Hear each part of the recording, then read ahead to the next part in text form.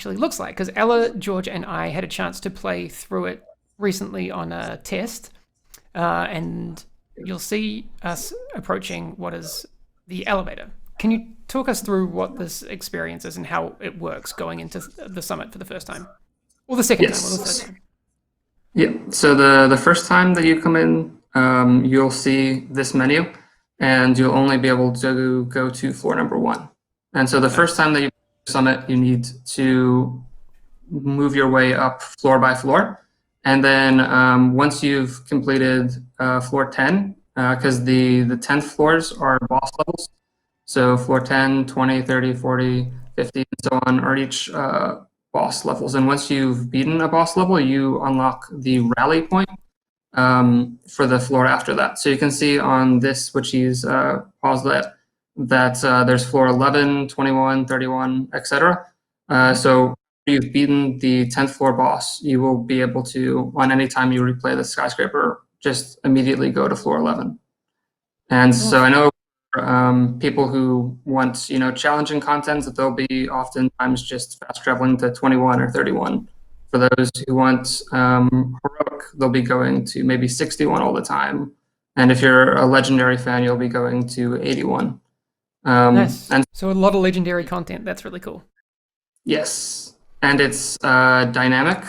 So it shall be interesting because the strongholds, we predefined the spawns for those, whereas this is going to be a fresh experience each time for legendary players.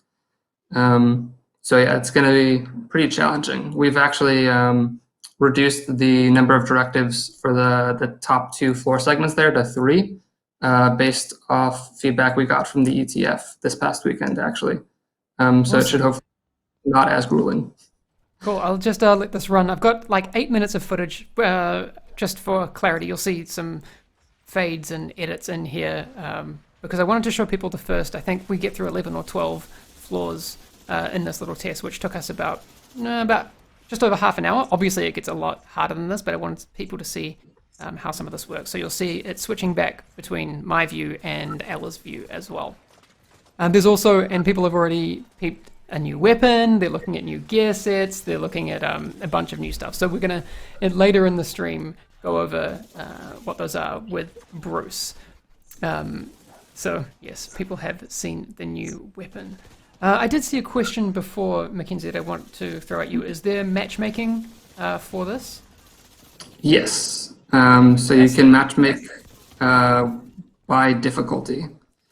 So, there's the 30 floors of challenging. You'll say challenging is what you want to matchmake for, just like a mission, like a normal main mission, and you'll get placed with a group on the section.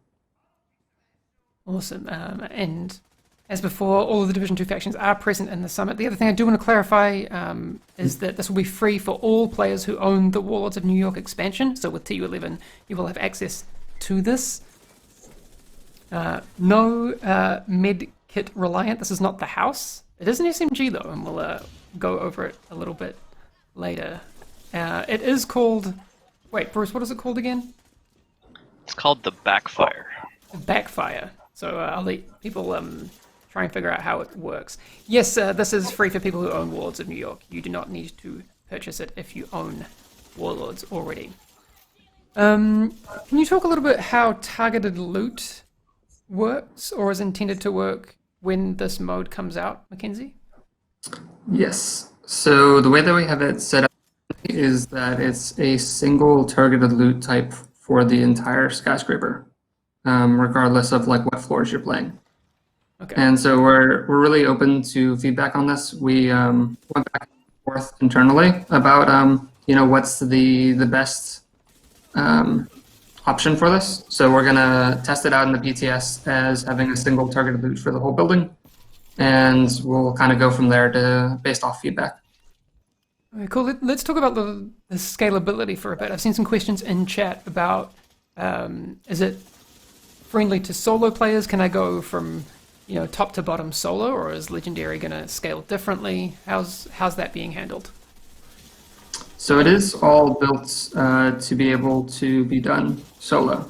So everything should scale to 1 person, 2 person, 3 person, 4. The legendary, it's going to be challenging for sure. You really need to be at the top of your game to do that solo, even the strongholds currently, and I think it's going to be very much still true here. Cool. That's good.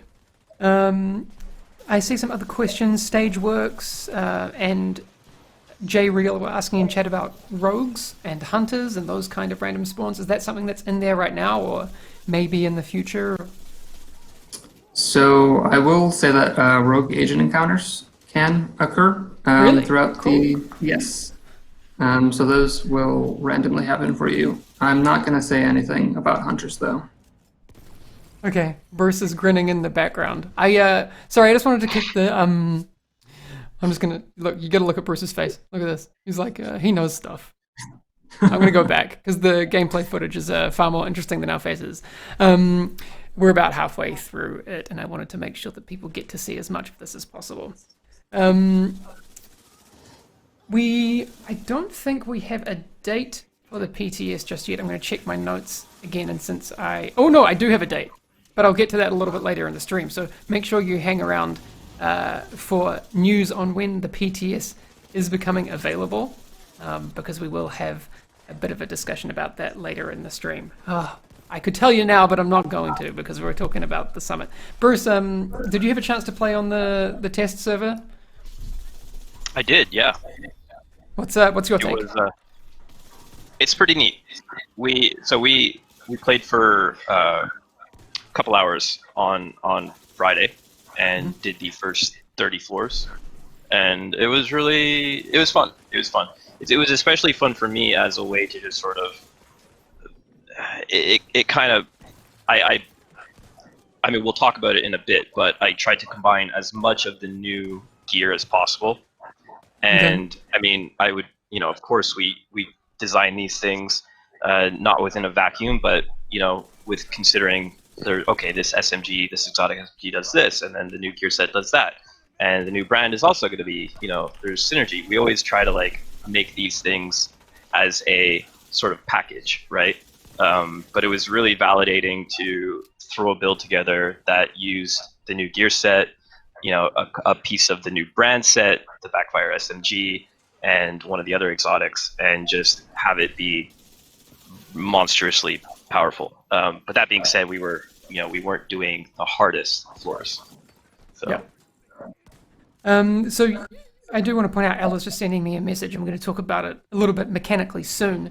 But this SMG has a very unique mechanic where you'll see it. It applies a bleed to you, which is maybe a little strange to deal with, but I'll have Bruce explain it once we get to the new gear and weapons part of the stream, because we have a lot to go through. I've got a couple of minutes left on this footage, and I do want to kind of just keep going through it. Bruce, did you find that the way that you played was different from how you'd played previous gear sets and weapons before? Is it mechanically with this quite gear different? in particular? Yeah, with some of the stuff that people can expect in TU11 and Season 3. Yeah, I don't normally play a hyper-aggressive up-close and personal build. I sort of tend towards the mid-range assault rifle build. But I also I almost always use some sort of a hybrid build with, where I can rely on myself for some element of self-sustain and or crowd control to give myself a little bit of breathing room and all that kind of stuff.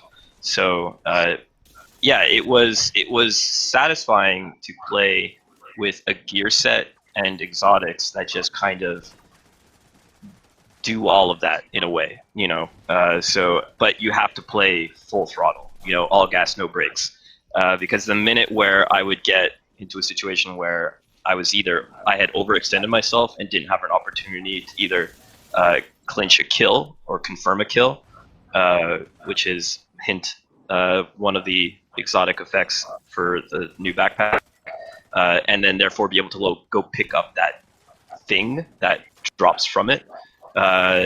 You could very easily get yourself into a sticky situation and get yourself plastered. But yeah, it was really fun. I actually really enjoyed playing with it was myself and Adrian and Nikki. Nikki was my pocket healer for most of the run, so having a fixer drone following me constantly